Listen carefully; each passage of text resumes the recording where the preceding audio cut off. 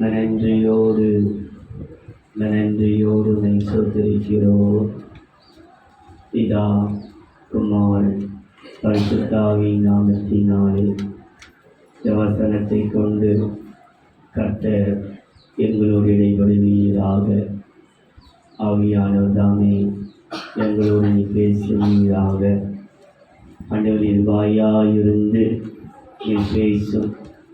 என் மாம்சத்திலிருந்தோ என் இருதயத்தின் சிந்தையிலிருந்தோ என்னுடைய எண்ணத்திலிருந்தோ வார்த்தை வராதபடிக்கு ஆவியானவருடைய அனுகிரகத்தினாலே நீ பேசுவீராக. பேசும் பொழுது எல்லாருடைய இருதயமும் குழைந்துவிட்டு எரியக்கூடிய ஒரு அனுபவத்தை தேவன் கட்டளைவீராக. நீ பேசும், நாங்கள் கேட்கட்டும். நாமத்தை மையப்படுத்திக் கொள்ளும். எல்லா தூக்க மயக்கம், எல்லா நிர்விசாரம், பலவிதமான யோசனைகள் இங்கே உட்கார்ந்து கொண்டிருந்தாலும் எங்கெங்கேயோ யோசனை போகிற எண்ணங்கள் எல்லாத்தையும் மாற்றிக் கொள்கிறார். கர்த்தருடைய பிரசன்னத்தை எல்லாரும் உணரும்படிக்கு மேலே இருக்கிறவர்கள், கீழே உட்கார்ந்து கொண்டிருக்கிறவர்கள், வெளியே சேர்ந்து உட்கார்ந்து கொண்டிருக்கிறவர்கள் எல்லாரும் தேவனுடைய வார்த்தை யோசிக்கும்படி கர்த்தர் கருணை செய்கிறார்கள். தொடர்ந்து இந்த நாமத்தை மையப்படுத்திக் கொள்ளும். இயேசுவின் நாமத்தில் பிதாவில்லவர். உபாகமம் 33ஆம் அதிகாரம் 23ஆம் வசனத்தை வாசிக்க கேட்டார். நப்தலியை குறித்து, நப்தலி கர்த்தருடைய தயவினாலே திருப்தி அடைந்து, கர்த்தருடைய தயவினால் திருப்தி அடைந்து, கர்த்தருடைய தயவினாலே திருப்தி அடைந்து அவருடைய ஆசீர்வாதத்தினாலே நிறைந்திருப்பான். அவருடைய ஆசீர்வாதத்தினால் நிறைந்து, அவருடைய ஆசீர்வாதத்தினால்.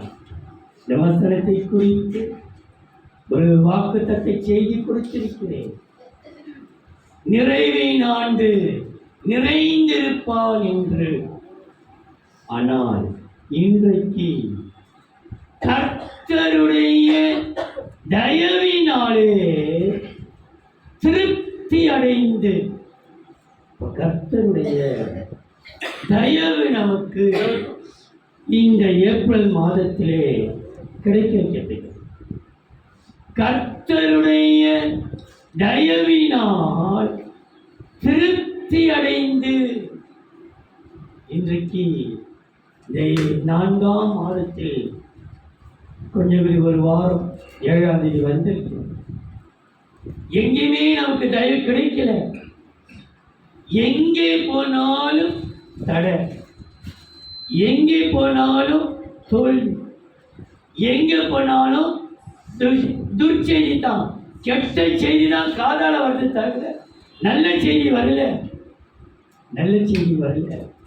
ஆனால் கர்த்தருடைய வார்த்தை இன்றைக்கு கர்த்தருடைய தயவினால் ஆசீர்வாதத்தினால் நிறைந்திருப்பீர்கள். நீங்க போகும் பொழுது நீங்க பாருங்க, இன்றையிலிருந்தே எங்கே போயிருக்கிறீங்களோ எல்லாருடைய கண்களிலையும் கர்த்தர் தயவுகளை வைக்கப்படுகிறார். கர்த்தருடைய தயவினாலே திருப்தி அடைந்து அவருடைய ஆசீர்வாதத்தினாலே நிறைந்திருப்பான். இந்த கர்த்தருடைய தயவை குறித்து சொல்லப்படும் பொழுது 142ஆம் சங்கீதம் 7ஆம் வசனத்தை பாருங்கள். உமது நாமத்தை நான் துதிக்கும்படி. 142ஆம் சங்கீதம் 7ஆம் வசனம். உமது நாமத்தை நான் துதிக்கும்படி என் ஆத்துமாவை காவலுக்கு நீங்களாக்கி விடும். எனக்கு நீர் தயவு செய்யும் போது, எனக்கு நீர் தயவு செய்யும் பொழுது நீதிமான்கள் என்னை சூழ்ந்து கொள்வார்கள். நீர் எனக்கு தயவு செய்யும் போது யார் என்னை சூழ்ந்து கொள்வார்கள்? துஷ்டர்கள் அல்ல, துஷ்ட மனிதர்கள் அல்ல, துஷ்ட மிருகத்தை போல இருக்கிற குணமுடையவர்கள் அல்ல. நம்மை சூழ ஒரு துஷ்டதனமோ ஏமாற்றுக்காரர்களோ பொய்யர்களோ துரோகிகளோ விரோதிகளோ நம்மை சூழ்ந்து கொள்ள மாட்டார்கள். அவர் நமக்கு தயவு செய்யும் பொழுது நம்ம யார் சூழ்ந்து கொள்வார்களா? நீதிமான் நம்மை சூழ்ந்து கொள்வார்கள். துன்மார்க்கர்கள் அல்ல. நீ எங்கே போய் நிற்கிறாயோ உன்னை சுற்றி ஒரு கூட்டம் இருக்கும். அந்த கூட்டம் எப்படிப்பட்ட கூட்டமா? நீதிமானுடைய கூட்டமா இருக்கும், துஷ்டனுடைய கூட்டம் அல்ல. ஏனென்றால் நீர் எனக்கு தயவு செய்யும் பொழுது என்னை சூழ நீதிமான்கள் என்னை சூழ்ந்து கொள்வார். 145 சங்கீதம் 7 வசனம் 9 வசனம். அவர்கள் உமது மிகுந்த தயவை நினைத்து வெளிப்படுத்தி 145 சங்கீதம் 7 வசனம் 9 வசனம். அவர்கள் உமது மிகுந்த தயவை நினைத்து வெளிப்படுத்தி உமது நீதியை கம்பீரித்து பாடுவார்கள். நீதியை கம்பீரித்து பாடுவார்கள். கர்த்தர் எல்லார் மேலும் தயவுள்ளவர். ஒருத்தர் 2 பேர் இல்ல, எல்லா பிள்ளைகள் மீதும் கர்த்தர் எப்படிப்பட்டவரா? இந்து முஸ்லிம் கிறிஸ்டின் யாரும் என்று அல்ல, அவருக்கு எல்லார் மேலும் தயவு. அவரை நோக்கி வருகிற எல்லார் மேலும் அவர் தயவுள்ளவர். ஆனா ஒண்ணு மனமாற அவரை நோக்கி வேண்டிக்கொள். ஆண்டவரே எனக்கு தயவு காட்டுங்கப்பா, எனக்கு தயவு காட்டுங்கப்பா. 7ஆம் தேதி எங்க கரத்தை நீட்டி கேட்கிறோம், எங்களுக்கு தயவு காட்டும், எங்களுக்கு தயவு காட்டும். நிச்சயமாகவே எல்லாருக்கும் அவர் தயவு உள்ளவர். நமக்கு அவர் தயவு செய்வார். ஏனென்றால் ரூத்தின் புத்தகம் 2ஆம் அதிகாரம் 20ஆம் வசனம். அப்பொழுது ரூத்தின் புத்தகம் 2ஆம் அதிகாரம் 20ஆம் வசனம். அப்பொழுது நகோமி தன் மருமகளை பார்த்து உயிரோடு இருக்கிறவர்களுக்கும் மரித்தவர்களுக்கும் தயவு செய்கிற கர்த்தராலே. யாருக்கு? உயிரோடு இருக்கிறவர்களுக்கும் மரிக்கிற நிலைமையில் இருக்கிறார்கள். அவங்க வாழ்வுக்கும் ஜீவனுக்கும் சாவுக்கும் ஒரு அடி. எந்த நேரத்தில் என்ன நடக்குமோ தெரியாது. ஆனா வசனம் சொல்கிறது, உயிரோடு இருக்கிறவர்களுக்கும் மரித்தவர்களுக்கும் தயவு செய்கிற கர்த்தருக்கு. கர்த்தர் அவர் தயவு செய்கிற கர்த்தர். உன் பிள்ளைக்கு கர்த்தர் தான் தயவு செய்ய வேண்டும். உன் குடும்பத்துக்கு கர்த்தர் தான் தயவு செய்ய வேண்டும். உனக்கு கர்த்தரால் தான் தயவு கிடைக்க வேண்டும். அவருடைய தயவு உனக்கு நிச்சயம் கிடைக்கும். அன்பு பெரியது, இரக்கம் பெரியது, கிருபை பெரியது, எல்லாவற்றுக்கும் வேண்டாம் இந்த தயவு பெரியதப்பா. என்னை நடத்தி வந்தப்பா, எல்லாம் தயவு பெரியது. இப்போ நாளைக்கு கர்த்தருடைய தயவை உன் கண்ணால காண்ப.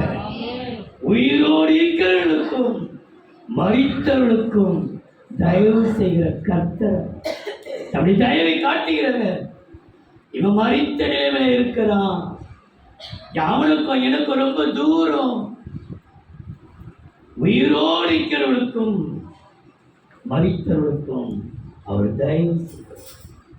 இன்னைக்கு தேவ பிள்ளைகளே, இந்த பூமியில வாழ்கிற நமக்கு யார் மூலமாக நமக்கு தயவு கிடைக்கும் என்று வேதம் சொல்லும் பொழுது எத்தனையோ காரியம் இருந்தாலும் யாராலே யாருக்கு தயவு கிடைக்கும், அந்த தயவினாலே அவள் பிறப்புற நன்மையை ஒரு 5 வசனத்தை சொல்லி நாம் முடிக்கிறேன். முதலாவது பாருங்கள், ஆதியாகமம் 39ஆம் அதிகாரம் 21, 22, 23. கர்த்தரோ, ஆதியாகமம் எடுத்துக்கொள்ளுங்கள், 39ஆம் அதிகாரம் 21, 22, 23. கர்த்தரோ யோசேப்போடே இருந்து அவன் மேல் கிருபை வைத்து சிறைச்சாலைத்தார் தலைவனுடைய தயவு ம், அவனுக்கு கிடைக்கும்படி செய்தார். ம். சிறைச்சாலை தலைவன் சிறைச்சாலையில் வைக்கப்பட்ட யாவரையும் யோசேப்பின் கையிலே ஒப்புவித்தான். ம். அங்கே அவர்கள் செய்வதெல்லாவற்றையும் யோசேப்பு செய்வித்தான். ம். கர்த்தர் அவனோட இருந்தபடியினாலும் ம். அவன் எதை செய்தானோ அதை கர்த்தர் வாய்க்க பண்ணினபடியினாலும் ம். அவன் வசமாயிருந்த யாதொன்றையும் குறித்து சிறைச்சாலை தலைவன் விசாரிக்கவில்லை. சிறைச்சாலை தலைவனின் தயவு இந்த பூமியிலே வாழ்கிற நமக்கு யாருடைய தயவு கிடைக்கும் என்றால் சிறைச்சாலை தலைவனின் தயவு யோசேப்புக்கு கிடைத்தது. யோசேப்பு யார் என்றால் தேவனுக்கு பயந்தவன், சத்தியத்துக்கு வாழ்ந்தவன். அவனுக்கு சிறைச்சாலை தலைவனுடைய தயவு. இன்னைக்கு நீங்களும் நாம் யோசிக்கலாம், நம்முடைய சிறைச்சாலையா இருக்கிறோம். சிறைச்சாலை தலைவர் நமக்கு எதுக்கு? இந்த பூமியிலே நீ வீட்டுக்குள்ள இருந்த அப்புறம் எப்படி தெரியுமா இருக்கிற? சிறையில் இருக்கிற மாதிரி தான் இருக்கிற. சில பேர் நீங்க பார்த்தீங்களா, கைப்பட்டா குற்றம், கால்பட்டா குற்றம், அவங்க சொல்லுறது தான் செய்யணும், அவங்க சொல்லி மீறிட்டா பிரச்சனை, அவங்க எதை சொல்றாங்களோ அதை தான் செய்யணும். இதை தொடக்கூடாது, அதை தொடக்கூடாது, ஃபேனை போடக்கூடாது, லைட்டை போடக்கூடாது, மிஷினை போடக்கூடாது, தண்ணியை ஊற்றக்கூடாது, தண்ணி இப்படி நம்ம சுற்றி சுற்றி ஒரு சிறை இருப்பதாக இருக்கிறோம். நம்மளை விடுதலையாக வேலை செய்ய விட மாட்டாங்க. நீங்கள் பார்த்துருக்கீங்களா? நம்ம விடுதலையோடு செய்ய ஏதாவது நச்சு நச்சு நம்ம பின்னாடியே வந்து சொல்லியிருப்பாங்க சில பேர். நீங்கள் பார்த்துருக்கீங்களா? எத்தனையோ வருஷம் இருக்கும் கல்யாணம் ஆகி, எத்தனையோ வருஷம் ஆனால் கூட சில மாமியார், சில நாத்தனார், சில மூத்தாரு, இந்த நாரில் இருக்கிற கொல்லாத நாருகளும் மூத்தாரு நாத்தனார் எல்லாரும் எத்தனை வருஷம் பார்த்து பார்த்து ஆப்பு ஊற்றுற மிதம் ஊற்று, எண்ணெய் ஊற்றுற மிதம் ஊற்று, பார்த்து ஊற்று, பார்த்து செய். இன்னும் எத்தனை 10 வருஷம் ஆனாலும் அவங்க புத்தி மாறவே மாறாங்க. ஆனால் இது எங்கே இருக்கிறோன்னா ஒன்னே ஒன்று, சிறைச்சாலை தலைவனுடைய கண்களிலே நமக்கு தயவு. ஆண்டவரே, நாங்கள் சிறையில் இருக்கிறோம்ப்பா, வெளியே வர முடியல. அந்த கடன் என்கிற சிறைச்சாலை, கடனை விட்டு யாரும் வெளியே வராங்க பார்த்தீங்களா? கடன் சுற்றி சுற்றி கடன் வாங்க எல்லாம். அவங்க வாழ்க்கையை பார்த்தா ரொம்ப நல்லா இருக்கிற மாதிரி தெரியும். ஆனால் கடன்னா ஏகப்பட்ட கடன். அந்த கடன் வெளியே வர முடியாது, கடன்காரங்கிட்டது தப்பிக்க முடியாது. இருந்தா திருடன் திருடி ஓடுறான், போலீஸுக்கு பயந்து தபதபதப்பட்டு ஓடுறான். தன் போலீஸை மாட்டாமல் தப்பிச்சுட்டு ஓடி படிக்கிறான் பாரு. அங்கே ஒருத்தர் நிற்கிறான், தண்டனைக்காரன் நிற்கிறான், மரியாதையை கொடுத்துட்டு போ. போலீஸுக்கு கொடுக்க வேண்டிய காசு என்ன கொடுக்க தண்டனைக்காரன். இந்த வட்டி தண்டனை ஒரு சிறையில் இருக்கிறது போலதான். ஆனால் இந்த மாதம் இந்த 7ஆம் தேதி நம்மை பார்த்து சொல்கிறான், சிறைச்சாலை தலைவனுடைய கண்களிலே உனக்கு தயவு. இந்த சிறைச்சாலை தலைவன் என்று சொல்லும் பொழுது ஆதியாகமம் 32ஆம் அதிகாரம் 10ஆம் வசனத்தை அடியனுக்கு ஆதியாகமம் 32:10 அடியனுக்கு தேவரீர் காண்பித்த எல்லா தயவுக்கும் எல்லா சத்தியத்துக்கும் எல்லா தயவுக்கும் அடுத்து என்ன பண்ணப்பட்டிருக்கு? எல்லா சத்தியத்துக்கு. சத்தியத்துக்காக நிற்கணும். சத்தியத்துக்காக நிற்கும் பொழுது நான் எவ்வளவேனும் பாத்திரன் அல்ல, நான் கோலும் கையுமாய் இந்த யோர்தானை கடந்து போனேன். இப்பொழுது இவ்விரண்டு பரிவாரங்களையும் உடையவனானேன். 2 பரிவாரம். நான் கோலும் கையுமாய் இருந்தேன். அவ்வளவு கஷ்டம், அவ்வளவு வறுமை, அவ்வளவு தரித்திரம். சம்பாதிக்கிற பணம் அத்தனை கடன் தான். வட்டி வட்டி வட்டி வட்டி கொடுத்து மாற முடியும், மேலே ஏற முடியல. சம்பாதிக்கிறவன டாக்டருக்கு மருந்து மாத்திரை செலவு, வீணான விரயங்கள் தான். அதுவே நாங்கள் எப்படி இருக்கிறோம்? கோலம் கையில் என்ன ஒன்றும் இல்லை. இந்த கையில் கோலம் தான் என்ன இருக்குது? ஒன்றுமே. என்னத்தை வச்சுட்டு போனான்? ஒன்றத்தை வச்சுட்டு போலியே, என்ன இருக்குது? ஒன்றும் இல்லையே. ஆனா அவருடைய தயவினாலே 2 பரிவாரத்தோடு வருது. அவருடைய தயவினாலே, அவருடைய தயவை குறித்து வேதம் சொல்கிறது. ஓசியாவின் புஸ்தகம் 10ஆம் அதிகாரம் 12ஆம் வசனம். நீங்கள் ஓசியா 10ஆம் அதிகாரம் 12ஆம் வசனம். நீங்கள் நீதிக்கென்று விதை விதையுங்கள், தயவுக்கொத்ததாய் அறுப்பு அருங்கள். தயவுக்கு ஒத்ததாய் அறுப்பு அருங்கள். உங்கள் தரிசு நிலத்தை பண்படுத்துங்கள். கர்த்தர் வந்து உங்கள் மேல் நீதியை வருஷிக்க பண்ணும் மட்டும் அவரை தேட காலமாய் இருக்கிறது. அவரை தேட காலம். அவரை தேடுங்கள். எல்லா சூழ்நிலை கர்த்தரையே அவரை தேடுவோம். அவரை தேடினவர்களே ஆண்டவர் கைவிட்டதாய் சரித்திரம் இருக்கிறார். அவரை தேடுகிறவர்களே கர்த்தர் கைவிட. ஏமா ஒரு பக்தி இல்லை, ஒரு பயம் இல்லை, அவங்கள நல்லா தான் இருக்கிறாங்க, வாழ்ந்து தான் இருக்கிறாங்க. அப்ப ஆண்டவருக்காக வாழ்கிற பிள்ளைகளை ஆண்டு விட்டுடுவாரா? சோதனை உண்டு, ஆனால் கைவிட மாட்டான். சோதிக்கப்படுமே தவிர இவங்க ஆண்டு விட்டு போனாங்க, இனத்தை கண்டாங்க, சோதிக்கப்படுமே தவிர அவன் கைவிடவே மாட்டான்.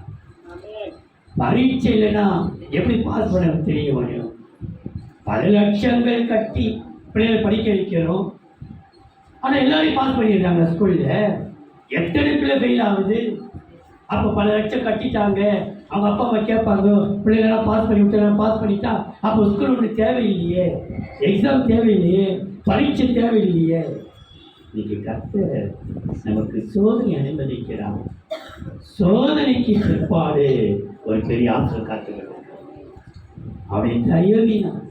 சிறைச்சாலை தலைவனுடைய தயவினாலே நமக்கு கிடைக்கிற நன்மை பாருங்கள். அப்போஸ்தலர் 16ஆம் அதிகாரம் 36ஆம் வசனம். சிறைச்சாலைக்காரன் அப்போஸ்தலர் 16ஆம் அதிகாரம் 36ஆம் வசனம். சிறைச்சாலைக்காரன் பவுலுக்கு இந்த வார்த்தைகளை அறிவித்து உங்களை விடுதலையாக்கும்படிக்கு அதிகாரிகள் கட்டளை அனுப்பினார்கள். உங்களுக்கு என்ன கொடுக்கும்படிக்கு? விடுதலை. எல்லா பிரச்சனையிலிருந்து கத்தடிக்கு விடுதலை கொடுக்க போகிறார். எல்லா கடன் வார்த்தை விடுதலை தரப்படுகிறார். எல்லா வியாதி, இந்த வியாதியிலிருந்து பரிபூர்ண விடுதலை. உன்னை ஆட்டி படைக்கிற இந்த சாபமான வியாதியிலிருந்து இன்னைக்கு விடுதலை ஆக்கும்படிக்கு. ஆகையால் நீங்கள் இப்பொழுது புறப்பட்டு சமாதானத்துடனே போங்கள் என்றான். எப்படி போகணுமா? சமாதானத்தோடு. சிறைச்சாலை தலைவனுடைய தயவு நமக்கு விடுதலையையும் சமாதானம் எது கொடுக்குமா? இரட்டிப்பான ஆசை. சிறைச்சாலை தலைவனுடைய தயவு நமக்கு கிடைக்குமானால் நமக்கு விடுதலையும் சமாதானம். இரண்டாவதா யாத்திராகமம் 11ஆம் அதிகாரம் 3ஆம் வசனம். அப்படியே யாத்திராகமம் 11ஆம் அதிகாரம் 3ஆம் வசனம். அப்படியே கர்த்தர் ஜனங்களுக்கு எகிப்தியரின் கண்களில் தயவு கிடைக்கும்படி செய்தார்.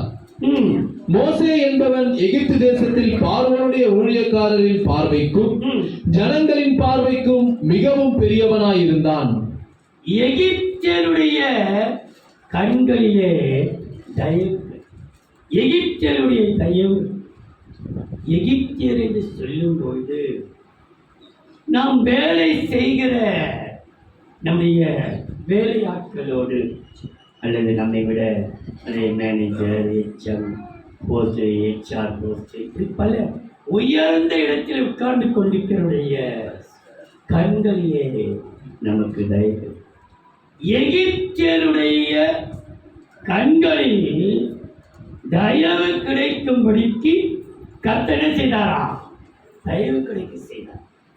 இன்றைக்கு நமக்கு எகிப்தியருடைய கண், எங்கிட்ட வேலை செய்ய, நம்ம வேலை செய்கிற எல்லாருடைய கண்களிலேயும் நமக்கு தயவு கிடைக்கும். இதை வாசித்து பாருங்கள். யாத்ராகமம் 3ஆம் அதிகாரம் 21, 22. அப்பொழுது இந்த ஜனங்களுக்கு எகிப்தியரின் கண்களில் தயவு கிடைக்க பண்ணுவேன். நீங்கள் போகும்போது வெறுமையாய் போவதில்லை. நீங்கள் போகும்போது வெறுமையாய் போவதில்லை. ஒவ்வொரு ஸ்திரீயும் தன் தன் அயலாளத்தில் தன் தன் வீட்டில் தங்குறவர்களிடத்திலும் வெள்ளியுடைமைகளையும் பொன்னுடைமைகளையும் வஸ்திரங்களையும் கேட்டு வாங்குவாள். அவைகளை உங்கள் குமாரருக்கும் உங்கள் குமாரத்திகளுக்கும் தரிப்பித்து எகிப்தியரை கொள்ளையிடுவீர்கள் என்றார். பாருங்கள், எகிப்தியருடைய கண்களிலே எல்லாருக்கும் தயை கிடைத்தது. வெள்ளி உடைமைகளையும் பொன்னுடைமைகளையும் கேட்டு வாங்குவீர்கள். உங்களுக்கு எல்லாவற்றையும் கர்த்தர் கொடுக்க வைப்பார். உங்களுக்கு எல்லாம் உங்களுக்கு இந்த மாதத்தில் எல்லாம் தங்கம் ஒரு பக்கம் விலை ஏறினே போனாலும் அதை வாங்குவதற்கு கர்த்தர் பெருமை செய்வார். இன்னொரு வசனத்தை பாருங்கள். யாத்திராகமம் 12ஆம் அதிகாரம் 36ஆம் வசனத்தை பாருங்கள். கர்த்தர் ஜனங்களுக்கு எகிப்தியரின் கண்களில் தயவு கிடைக்கும்படி செய்ததினால் கேட்டதை அவர்களுக்கு கொடுத்தார்கள். கேட்டதெல்லாம் எதெல்லாம் கேட்டார்களோ, வெள்ளி பொண்ணு மாத்திரமல்ல. நீங்க வீட்டில் போய் வாசித்தா தெரியும். யாத்திராகமம் 25ஆம் அதிகாரத்திலே மோசே கேட்கிறார், தேவாலயத்தை கட்டணும் என்று. அப்ப வெள்ளி, பொண்ணு, வைரம், வைடூரியம், இந்திரநீலம், படிக பச்சை, இப்படி பல வைரங்களை கொடுத்தார்கள். இதெல்லாம் எங்கிருந்து வந்தது? எகிப்திலிருந்து கேட்டதை. எதையெல்லாம் நீ கேட்டாயோ கர்த்தர் இன்றைக்கு உனக்கு கொடுக்க வல்லவராயிருக்கிறார். எத்தனைக்கு ஆண்டவரே, நான் தரித்திர நிலைமையில இருக்கிறேன், கஷ்ட நிலைமையில இருக்கிறேன், என்கிட்ட ஒன்றுமே இல்லை, ஒரு பொட்டு தங்கம் கூட என்கிட்ட இல்லை. இன்னைக்கு ஆசிரியப்பா, ஆசிரியர் நிச்சயம் கர்த்தருடைய தயவினாலே திருப்தி அடைந்து அவருடைய ஆசீர்வாதத்தினாலே நிறைந்து இருக்கிறார். எகிப்தியருடைய தயவு நமக்கு கொடுக்கும் ஆசீர்வாதத்தை பாருங்கள். சகேரியாவின் புஸ்தகம் 7ஆம் அதிகாரம் 9, 10. சேனைகளின் கர்த்தர் உரைக்கிறது என்னவென்றால், சகேரியா 7, 9ஆம் வசனம் 10ஆம் வசனம். சேனைகளின் கர்த்தர் உரைக்கிறது என்னவென்றால், நீங்கள் உண்மையாய் நியாயம் தீர்த்து அவனவன் தன் தன் சகோதரனுக்கு தயவும் இரக்கமும் செய்து விதவையையும் திக்கற்ற பிள்ளையையும் பரதேசியையும் சிறுமையானவனையும் ஒடுக்காமலும் உங்களில் ஒருவனும் தன் சகோதரனுக்கு விரோதமாய் தன் இருதயத்தில் தீங்கு நினையாமலும் இருங்கள் என்றார். தீங்கு செய்யாமல் இருக்கிறார். தீங்கு நினைக்காது. உங்கள் சகோதரர்களுக்கு எண்ணத்திலே கூட நம்ம தீய நோக்கம் பாவம். நம்ம தீங்கு நினைக்க வேண்டிய அவசியம் இல்லை. நல்லதே நடக்க நம்ம ஜெபிக்கணும். நல்லது நடக்கட்டும், நல்லது நடக்கட்டும், நன்மையே நடக்கட்டும். அப்படி தீங்கு நினைக்காத நமக்குத்தான் எகிப்தியருடைய தயவு கிடைக்கும். இந்த எகிப்தியருடைய தயவினாலே நமக்கு கிடைக்கிற 2 ஆசீர்வாதங்களை பாருங்கள்.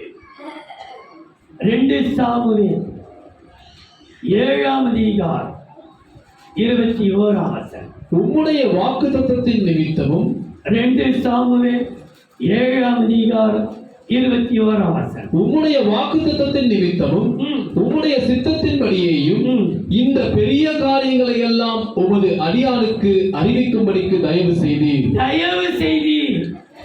யாருக்கு? உமது அடியானுக்கு. என்ன தயவு செய்தாரா? வாக்கு தத்தமும் பெரிய காரியம். எனக்கு தயவு செய்கிற ஆண்டவரே, எனக்கு வாக்கு தத்தம் செய்தீர். வாக்கு தத்தமும் பெரிய காரியத்தையும் எனக்கு தயவாய் செய். கர்த்தர் நமக்கு வாக்குத்தத்தம் செய்திருக்கிறார். வாக்கினால் சொன்னதை கரத்தினால் நிறைவேற்றும்.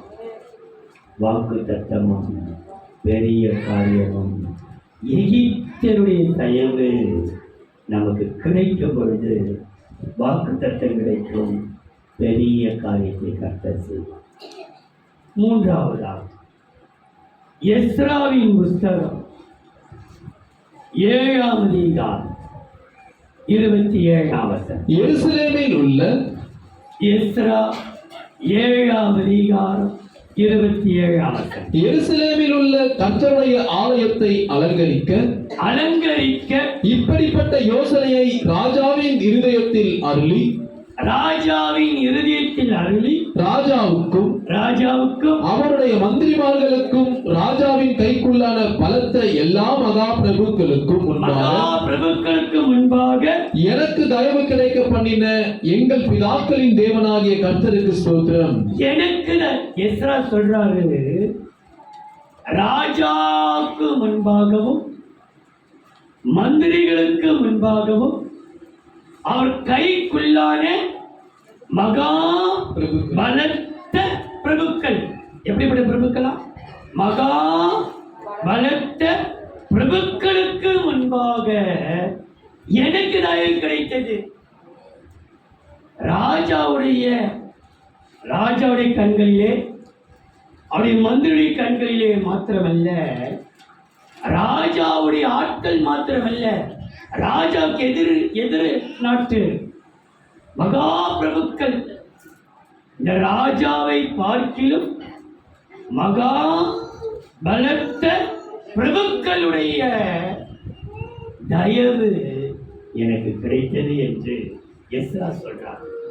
அப்போ தேவன் நமக்கு சிறைச்சாலை தலைவனுடைய தயவு, நமக்கு விடுதலையும் சமாதானத்தை கொண்டு வருவது போல, எகிப்தியரின் தயவு வாக்கையும் பெரிய காரியத்தை கொண்டு வருகிறது போல, இங்க பார்க்கிறோம் பலத்த மகா பிரபுக்கள்.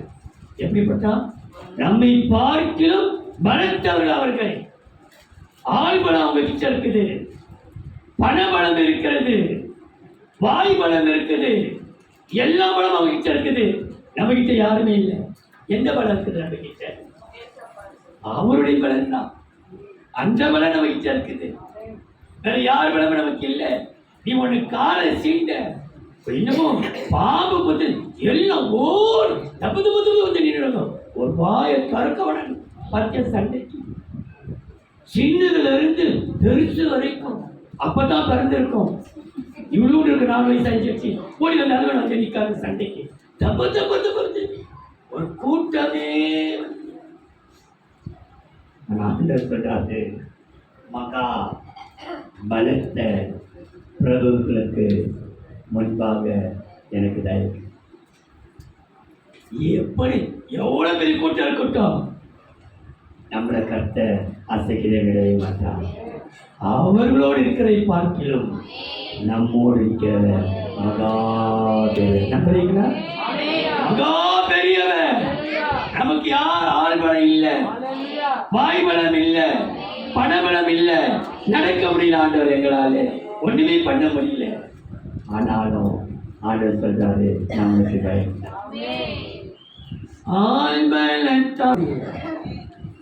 கால்பலம் இல்லை, பணபலம் இல்லை, வாய்பலம் இல்லை, ஒண்ணும் இல்லை. ஆனாலும் மகா பலத்த பிரபுக்களுடைய தயவு. இந்த மகா பலத்த பிரபுக்களுடைய தயவு யாருக்கு கிடைக்கும் என்றால் 119ஆம் சங்கீதம் 41, 42, 58. கர்த்தாவே, 119ஆம் சங்கீதம் 41ஆம் வசனம், 42ஆம் வசனம், 58ஆம் வசனம். கர்த்தாவே, உம்முடைய வாக்கின்படி உமது தயவும் உமது ரட்சிப்பும் எனக்கு வருவதாக. அப்பொழுது என்னை நிந்திக்கிறவனுக்கு உத்தரவு சொல்லுவேன். உம்முடைய வசனத்தை நம்பி இருக்கிறேன். எதை நம்பி இருக்கிறேன்? வசனத்தையே நம்பி இருக்கிறேன். உடைய தயவு எனக்கு கிடைப்பதற்கு காரணம் வசனத்தையே நம்பி இருக்கிறேன். இந்த வசனத்தை நம்பி இருக்கிறவர்களுக்கு இந்த பலத்த மகா பிரபுக்களுடைய தயவு கிடைக்கும் போது கிடைக்கும் ஆசீர்வாதங்கள் பாருங்கள். நெகேமியாவின் புஸ்தகம் 9ஆம் அதிகாரம் 25ஆம் வசனம். அவர்கள் அரணான பட்டணங்களையும் நெகேமியா 9ஆம் அதிகாரம் 25ஆம் வசனம். அவர்கள் அரணான பட்டணங்களையும் செழுமையான பூமியையும் கட்டிக்கொண்டு சகலவித உடைமைகள் நிறைந்த வீடுகளையும் வெட்டப்பட்ட துறவுகளையும் ஏராளமான திராட்சை தோட்டங்களையும் ஒலிவத் தோப்புகளையும் கனி கொடுக்கும் விருட்சங்களையும் சுதந்திரித்துக் கொண்டு புசித்து திருப்தியாகி கொடுத்து கொழுத்து உம்முடைய பெரிய தயையினால் செல்வமாய் வாழ்ந்தார்கள். எப்படி வாழ்ந்தார்களா? திருப்தியோ செல்வமாய் தரித்திரராக அல்ல, செல்வமாய். இன்னைக்கு கர்த்தர் நமக்கு திருப்தியையும் செல்வத்தையும் தேவன் தர வல்லவராக இருக்கிறார். யாருக்கென்றால் பலத்த மகா பிரபுக்களுடைய தயவை கர்த்தருடைய வசனத்தை நம்பி இருக்கிற நமக்கு திருப்தியையும் செல்வத்தையும். எவ்வளவு வந்தாலும் திருப்தியே இல்லை, எவ்வளவு கிடைச்சாலும் திருப்தியே இல்லை. திருப்தி இல்லாத நம்முடைய வாழ்க்கையிலே நல்ல ஒரு திருப்தியையும் செல்வத்தையும் தேவன் கொடுக்க வல்லவராயிருக்கிறார். 4. அப்போஸ்தலர் 27ஆம் அதிகாரம் 24ஆம் வசனம். பவுலே, அப்போஸ்தலர் 27ஆம் அதிகாரம் 24ஆம் வசனம். பவுலே, பயப்படாதே, நீ ராயனுக்கு முன்பாக நிற்க வேண்டும். இதோ உன்னுடனே கூட யாத்திரை பண்ணுகிற யாவரையும் தேவன் உனக்கு தயவு பண்ணினார் என்றார். யாத்திரை பண்ணுகிற யாவரும் உனக்கு என்ன செய்வார்களாம்? தயவு. யாத்திரை பண்ணுகிறவர்களின் தயவு. நாம இந்த பூமியில யாத்திரை செய்கிறோம். நம்ம எப்போதுமே வாழ்ந்து கொண்டிருக்கிறோம். நம்ம வாழ்கிற இந்த ஊருக்குள்ளே, இந்த வாழ்கிற இந்த தெருக்குள்ளே, வாழ்கிற அக்கமக்க ஜனங்களுக்குள்ளே நமக்கு தயவு கிடைக்கிறது. அவங்க கண்களெல்லாம் யாத்திரை பண்ணிகளுடைய எல்லார் கண்களிலேயும் தயவு கிடைக்கப்படும். கர்த்தருடைய தயவினாலே திருப்தி அடைந்து ஆசீர்வாதத்தினால் நிறைந்திருப்பார். சிறைச்சாலையின் தலையில் தயவு, எகிப்தரின் தயவு, மகா பலத்த பிரபுக்களுடைய தயவு, இங்கே பண்ணுகிறோம் யாத்திரை பண்ணினுடைய தயவு.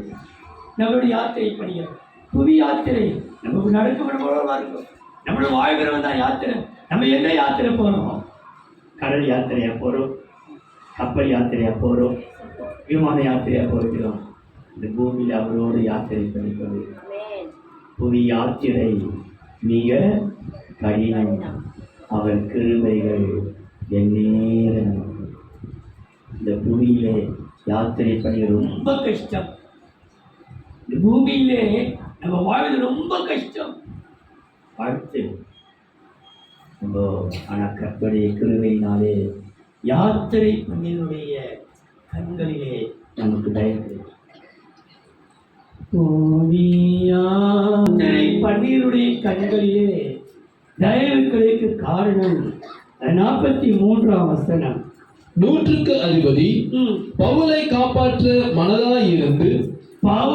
காப்பாற்ற மனதாயிருந்து அவர்களுடைய யோசனையை தடுத்து நீந்தத்தக்கவர்களை முந்தி கடலில் விழுந்து கரையேறவும். பாருங்கள், 100க்கு அதிபதி கூட அங்க இருக்கிறார்.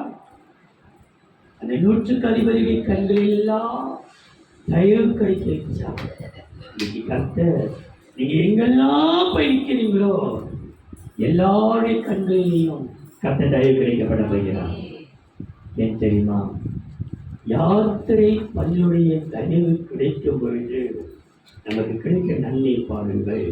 அப்போஸ்தலர் 2ஆம் அதிகாரம் 46, 47. அவர்கள் ஒருமனப்பட்டவர்களாய் அப்போஸ்தலர் 2ஆம் அதிகாரம் 46, 47. அவர்கள் ஒருமனப்பட்டவர்களாய் தேவாலயத்திலே அனுதினமும் தரித்திருந்து வீடுகள் தோறும் அப்பம் பிட்டு மகிழ்ச்சியோடும், எப்படியா மகிழ்ச்சியோடும் கபடமில்லாத இருதயத்தோடும் போஜனம் பண்ணி தேவனை துதித்து ஜனங்கள் எல்லாரிடத்திலும் தயவு பெற்றிருந்தார்கள். ஜனங்கள் எல்லாரிடத்திலும் ஒருத்தர் எடுப்பர் அல்ல, எல்லாத்தையும் தயவு பெற்றிருந்தார்கள். ரட்சிக்கப்படுகிறவர்களை கர்த்தர் அனுதினமும் சபையிலே சேர்த்துக் கொண்டு வந்தார். அனுதினமும் கடந்து சேர்த்தார். மகிழ்ச்சியும் ரட்சிப்பும். கர்த்தர் இந்த 7ஆம் தேதி கர்த்தருடைய தயவினாலே நமக்கு மகிழ்ச்சி, நம்முடைய துன்பத்தெல்லாம் கர்த்தர் மாற்றி மகிழ்ச்சி ஆக்குவார், ரட்சிப்பை தருவார். கடைசியா எபேசியர் 2ஆம் அதிகாரம் 6ஆம் வசனம். கிறிஸ்து இயேசுவுக்குள் எபேசியர் 2ஆம் அதிகாரம் 6ஆம் வசனம். கிறிஸ்து இயேசுவுக்குள் அவர் நம்மிடத்தில் வைத்த தயவினாலே, நம்மேல் வைத்த தயவினாலே தம்முடைய கிருபையின் மகா மேன்மையான ஐஸ்வர்யத்தை வருங்காலங்களில் விளங்கச் செய்வதற்காக அவர் தேவனுடைய தயவு, அவருடைய தயவினால் உனக்கு ஐஸ்வர்யத்தை கர்த்தர் கொடுத்தார். உன் தரித்திர நிலைமையை மாற்றுவான், உன் கஷ்ட நிலைமையை மாற்றுவான், இந்த போராட்ட நிலைமையை மாற்றுவான், இந்த பிரச்சனை நிலைமையை மாற்றுவான். ஏன் தெரியுமா? அவருடைய தயவினால். அந்த 1ஆம் அதிகாரம் எபேசியர் 6, 7, 10. தம்முடைய தயவுள்ள சித்தத்தின்படியே, தயவுள்ள சித்தம், அப்படி சித்தம் செய்கிறவர்கள், அப்படி சித்தத்தை மாத்திரம் எல்லாத்துறையும் செய்கிறவர்கள்.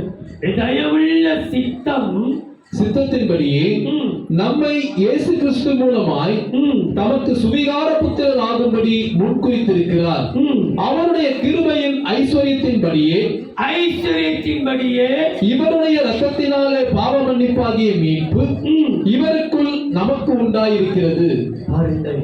அவருடைய தயவு ஐஸ்வர்யத்தை கொடு, அவருடைய சித்தத்தை மாத்திரம் செய்யுங்கள். வேறு சித்தம் வேண்டாம். ஆண்டவரே, உன் சித்தத்தை அர்ப்பணிக்கிறோம். நீ என்ன செய்வது எனக்கு தெரியாது, நீ செய்து முடிப்பீராக.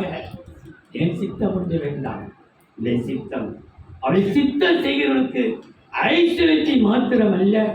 நீங்க பாருங்கள், பிலிப்பியர் 2ஆம் அதிகாரம் 13ஆம் வசனம். ஏனெனில் பிலிப்பியர் 2:13. ஏனெனில் தேவனே தம்முடைய தயவுள்ள சித்தத்தின்படி விருப்பத்தையும் செய்கையையும் உங்களில் உண்டாக்குகிறவராயிருக்கிறார். நமக்கு அவர் செய்கிறார், இதை செய்ய சொல்கிறார், இதை பண்ண சொல்கிறார். அவருடைய சித்தத்தின்படியே நடப்பாயானால் இந்த ஐஸ்வர்யத்தோடு கூட உனக்கு சாந்தத்தை தருவாராம். பொறுமை.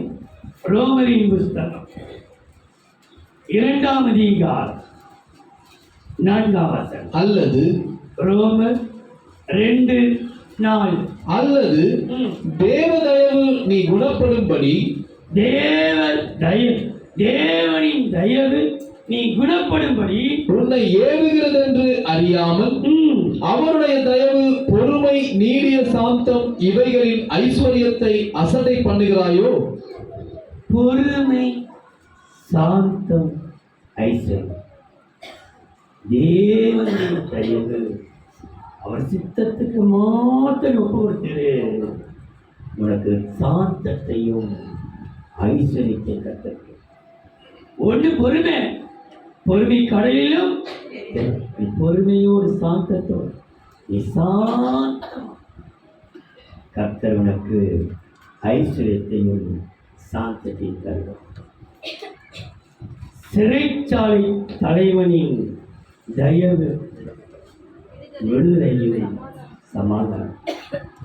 எகிப்தியருடைய தயவு, வாக்கு தத்தத்தையும் பெரிய காரியம். பலத்த மகா பிரபுக்களின் தயவு, திருப்தியையும் செல்வத்தையும். யாத்திரை பணியுடைய தயவு, மகிழ்ச்சியின் ரட்சிப்பை கொடுக்கிறது. தேவனின் தயவு, சாந்தத்தையும் ஐஸ்வர்யத்தையும். ஒரே ஒரு வசனம் சங்கீதக்காரன் சொல்லிட்ட மாத்திரம் சொல்லி முடிக்கிறது. 89ஆம் சங்கீதம் 17ஆம் வசனம். நீரோ 89ஆம் சங்கீதம் 17ஆம் வசனம். நீரோ அவர்கள் பலத்தினால் மகிமையாய் இருக்கிறீர். உம்முடைய தயவினால் எங்கள் கொம்பு உயரும். எங்கள் கொம்பு உயர்ந்து கொண்டே இருக்கும். கொம்பனுடைய பெயரை கர்த்தர் புகழ்ச்சாக்கிக் கொண்டே இருப்பார். உடைய தயவினாலே எங்கள் கொம்பு உயர்ந்து கொண்டே இருக்கும். உயர வைப்பாரை தவிர கீழே வைக்க விடவே மாட்டோம். அன்பின் தெய்வம், நன்றியோடு உன்னை சோதரிக்கிறோம். பிதா, குமாரன், பரிசுத்தாவின் நாமத்தினாலே தேவரீர் கர்த்தாவே, உம்முடைய தயவினாலே நாங்கள் திருப்தி அடைந்து உம்முடைய ஆசீர்வாதத்தினாலே நாங்கள் நிறைந்திருக்க நீ கருவை செய்வீராக. வந்திருக்கிற ஒவ்வொரு பிள்ளைகளையும் பேர் பேராக, தனித்தனியாக, குடும்பமாக ஆசீர்வதிப்பீராக. பெரிய காரியத்தை செய்யும் நாமத்தை மேம்படுத்திக் கொள்ளும். இயேசுவின் நாமத்தில் பிதாவே.